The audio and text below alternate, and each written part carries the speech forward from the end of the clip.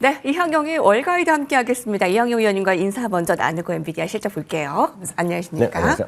네, 저 엔비디아 실적 다시 한번 보여주실까요? 4분기 실적 발표가 나왔는데 예상치보다 더 상회하는 예상 매출과 주당 순이 모두 발표치가 컨센서스를 상회했습니다.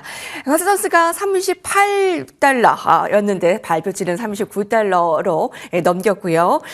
주당 순이익도 예상치를 다 상회했습니다. 지금 시간 외에서 좀 상승을 나타내고 있고요. 거기다 데이터 센터의 매출도 예상치를 상회하는 모습이었습니다.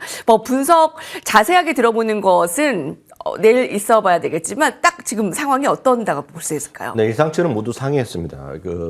주당 이익과 매출이 각각 74%, 77%씩 전년 동기 대비 늘어났으니까 늘어난 건 맞는데 많은 사람들이 원하는 것은 보다 더 많이 비타기를 원했거든요. 근데 84센트와 89센트 정도 차이는 그동안의 엔비디아에 비해서는 뭐 별거 아니다라는 얘기. 그리고 매출은 워낙 상당히 많이 비탄 건 아닌데 그 정도였다고 보셔야 되겠고요. 이번 1분기에 대한 매출 가이던스도 실적에 대해서 컨센서스 대비 소폭 상회하는 정도이기 때문에 아직까지는 우리가 판단이 쉽지 않습니다. 지금 리얼타임 보면 여러분 화면에서 보시다시피 오른쪽 화면 깜빡깜빡하는 건 시간의 상황인데요. 시간에서 보합, 플러스 마이너스 보합을 하고 있는데 잠시 후에 열리는 어닝콜에서 어떤 얘기를 할지 좀 보다 더 중요한 판단이 나올 것 같고요. 시장에서에 대해 좀 더 자세한 분석은 내일 이 시간에 말씀드리도록 하겠습니다. 네. 지금 시간 외에서 아직 상승과 하락의 뚜렷한 방향성을 못 잡는 거 보니까 젠슨 허ങ CEO의 컨퍼런스 콜이 굉장히 좀 주요할 것으로 예상을 하고요. 다행히 예상치보다는 뛰어넘는 매출과 이익을 발표했습니다만 그 폭이 좀 크지 않았다라는 점에서 또 괄목할 만한 상황이네요. 자, 그러면 오늘 인사이트 여러분들께서 좀 궁금해하시는 부분 앞서서 예고해드렸는데 함께 살펴보시죠. 테슬라가 부진한 이유, 요즘 테슬라에 따라다니는 별명들이 다소 부정적이에요. 머스크 리스크, 유럽에서의 비호감, 중국 비하드 경쟁에서의 어려움, 결국 시총 1조 달러 하회까지. 자, 오늘 테슬라 특집으로 한번 살펴볼게요. 네, 테슬라가 부진한 이유 상당히 아쉽지만 지금 어제까지 37% 오늘까지 해서 고점 대비 40%가 지금 떨어져 있으니까 상당히 이제 속상한 주가 흐름을 보이고 있습니다. 매그세븐 주식의 12월 고점 대비 주가 등락률만 보면 12월 고점 대비 그나마 지금 메타랑 애플, 엔비디아는 조금씩 플러스를 유지하고 있지만 상대 좀 말씀드렸다시피 테슬라 오늘까지 해서 40%가 넘는 그런 모습을 보여주고 있습니다.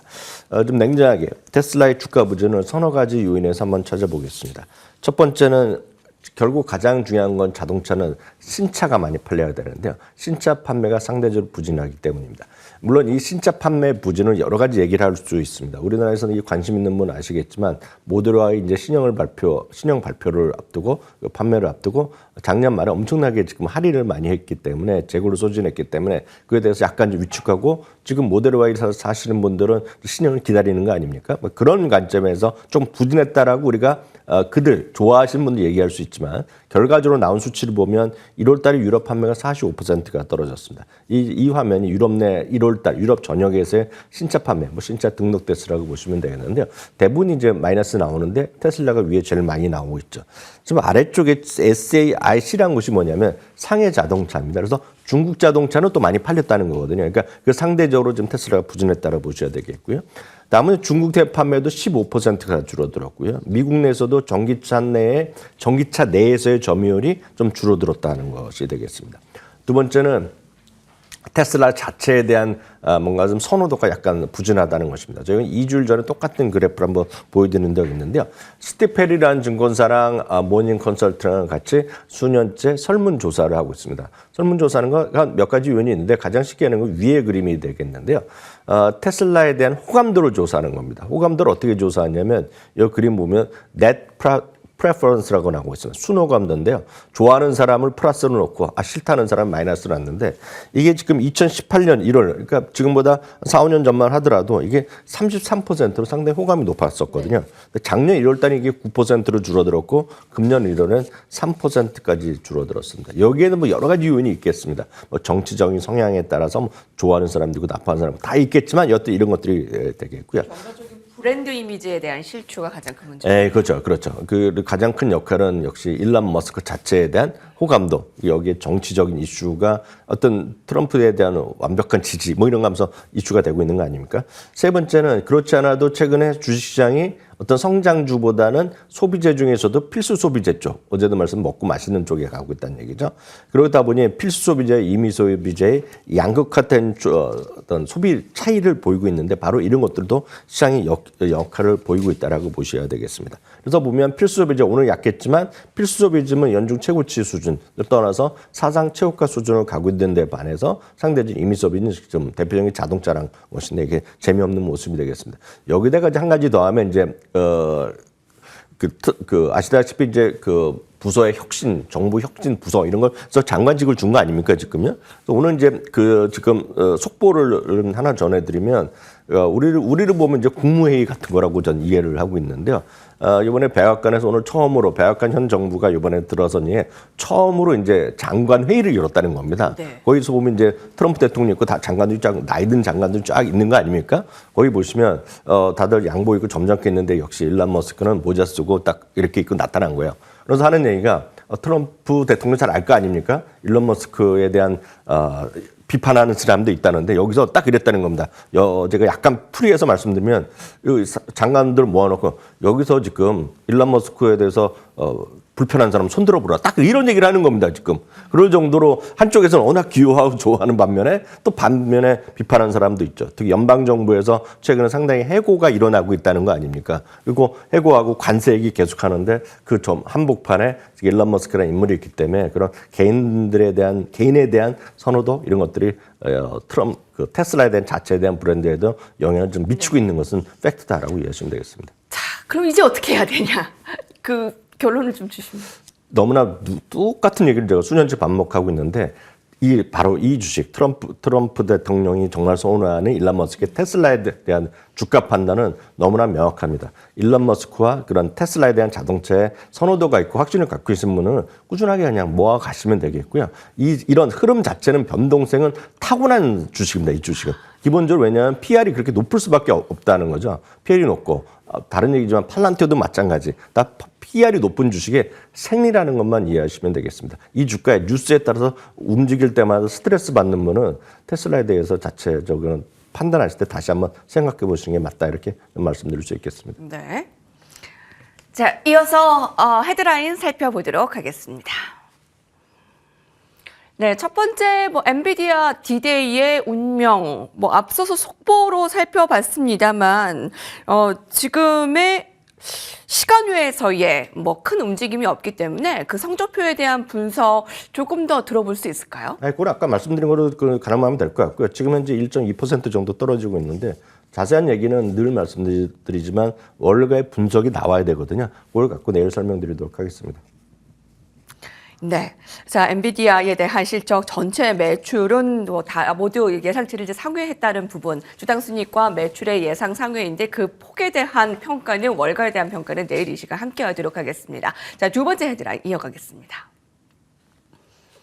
슈퍼마이크로 컴퓨터의 구사일생입니다. 상장 폐지의 위기를 넘겼죠. 슈퍼마이크로 컴퓨터가 두 자릿수의 급락과 급등, 롤러코스터의 변동성을 띱니다. 자, 이번에는 이제 급등으로 하답을 했는데 이제 다 살아났다라고 볼 수 있을까요? 상당히 앞으로도 이제 고난의 길이 있을 수는 있는데 일단 지금까지는 살아났다고 보셔야 되겠죠.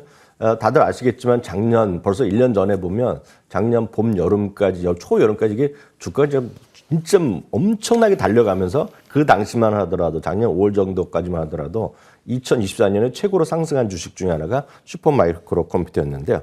문제는 이제 그 당시죠. 그 당시에 6월 30일까지 우리 주식으로 보면 연결 재무제표 감사 보고서를 제출해야 되는데 제출을 못한 겁니다. 그러면서 담당하던 회계사도 법인도 난 못하겠다고 빠지고 그런 와중에 힌덴버그에서 회계 조작 의혹 제기하면서 복잡한 일이 일어났는데 어찌되었건 그 모든 것에 최종적으로 그런 보고서 작년에 냈어야 될 걸 보고서가 내야 될 날짜가 엊그저께 화요일이었거든요. 근데 거기에 이제 내긴 됐습니다. 내면서 그동안에 나스닥이랑 회의에서 문제가 없다라고 해서 자기는 다 통과됐다고 얘기하는 거가 지금 현상이 되겠고 그렇기 때문에 이번에 내지 못했으면 상장 폐지가 될 뻔했는데 기본적으로 살아났기 때문에 일단은 거기에 그 합격점을 받았다라고 스스로는 얘기하고 있습니다. 그래서 최소의 어떤 기준을 맞췄기 때문에 살아났다라고 보셔야 되겠습니다. 다만 이 앞으로 주가가 어떻게 될지에 대해서는 말씀드렸다시피 엔비디아나 이런 모든 것에 AI에 대한 서버 이런 쪽과의 흐름과 정확히 같이 갈 것이라고 이해하시면 좋겠습니다. 예. 자, 재무보고서를 계속 내지 못하면서 좀 긴장감과 불안감이 증폭됐는데, 이번에 이제 제출을 통해서 다시 오늘 급등에 대한 분석 들어봤습니다. 자, 마지막 헤드라인 이어가겠습니다. 마켓워치에서 보도했습니다. 인기 있는 모멘텀 주식의 하락은 더 아프다. 그렇죠. 사상 최고가 랠리를 이어가던 미국 기업들이 그 조정을 보이면 그 의미를 찾기에 급급하죠. 네. 여기서 이제 다시 한번 확인드리지만 미국 주식 하실 때 모멘텀 주식이라는 것은 너무나 명확한 기준이 있습니다. 우리나라에서는 특정 모멘텀이 있다, 뉴스 모멘텀이 있다, 수급 모멘텀이 있다 얘기하기 때문에 모멘텀이 모든 주식에 그냥 붙는 그냥 제가 봤을 때 그냥 집합 명사같이 쓰이고 있는데 영어로 쓰실 때 모멘텀 스탁이라는 것은 뉴스도 소용없고 실적도 소용없고 아무것도 소용없습니다. 특정한 말이 붙어 있지는 않는 한 모멘텀 주식이라는 것은 주가가 올라가고 있는 주식을 얘기합니다. 그러니까 현재 시점에서 가장 강하게 올라가는 주식들. 근데 가장 강하게 올라가는 주식을 찾아내기 위해서 여러 가지 자기네들이 기술적 지표를 사용하는 거죠. 어떤 사람들은 5일선을 볼 수도 있고 어떤 사람은 20일 볼 수도 있고 어떤 사람은 50일선, 200일선을 같이 보고 있는데 일반적으로 중장기 이동평균선을 갖고 모멘텀 주식이라고 표현합니다. 대표적인 ETF가 MTUM이라는 ETF가 있는데요. 이 ETF가 강할 때는 강한 주식들이 계속 강한 그런 흐름을 가고 있다라고 보셔야 되겠습니다. 여러분 다 아시겠지만 MTUM에 뭐가 들어가 있겠습니까? 상식적으로 보면 엔비디아 들어가 있게 조금은 들어갔을지 모르겠으나 최근 들어서 가장 강했던 거 팔란티어 이런 게 여기에 들어간다. 엠노비 이런 것도 엄청 강했거든요. 여기에 들어가 있을 것이라고 당연히 추정이 되는 그런 ETF라고 보시면 되겠는데 이 주식이 이 ETF가 최근 들어서 부진하면서 1월 달의 상승분을 거의 반납하는 모습을 보이고 있겠고요. 여기에 포함되어 있는 것이 엠노비, 팔란티어, 메타 그리고 저희는 별로 다루지 않지만 또 많은 분들이 선호하시는 힘세는 헐스 이런 것들이 여기에 들어가 있는 것이 종목의 대표적인 종목들인데 그런 것들이 요즘 주가가 크게 흘러내리고 있죠. 엠너미는 오늘도 마찬가지 흘러내리고 있는데요.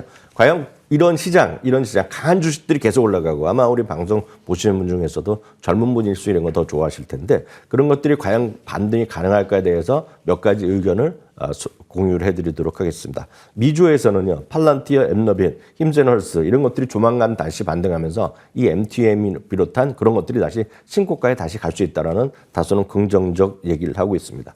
또 여러분들 많이 또 좋아하시는 펀드 스트레스의 탐리인데요. 최근 한 6, 7개월 동안에 보면 이 모멘텀 주식들이 상당히 올라가다가 6, 7% 반 하락한 다음에 다시 힘을 찾으면서 다시 올라갔기 때문에 펀드 스트레스 탐리는 중소형주 워낙 좋아하기도 하지만 이런 것들이 다시 힘을 받을 거라는 얘기하고 있습니다.